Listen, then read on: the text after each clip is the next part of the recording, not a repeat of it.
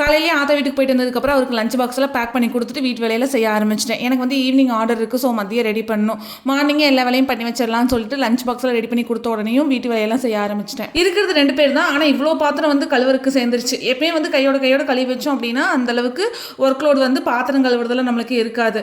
நம்ம தான் வந்து அப்புறம் கழுவிக்கலாம்னு சொல்லிட்டு நிறைய பாத்திரத்தை வந்து சேர்த்து வச்சுட்டேன். ஸோ இன்றைக்கி காலையில் உட்காந்து மாங்குன்னு எல்லாமே கழுவிட்டு இருந்தேன். பாத்திரம் கழுவுனதுக்கப்புறம் சிங்கெல்லாம் கழுவி விட்டாலே அது ஒரு சாட்டிஸ்ஃபேக்ஷனாக இருக்கும். ஏன்னா க்ளீனாக இருக்கும்போது நம்மளுக்கும் வந்து வேலை செய்யறதுக்கு நிம்மதியாக இருக்கும். எப்பவுமே வந்து பாத்திரம் வந்து நிறைய சிங்கில் இருக்குது அப்படின்னா சமையல் வேலை வந்து கண்டிப்பாக எனக்கு ஓடவே ஓடாது.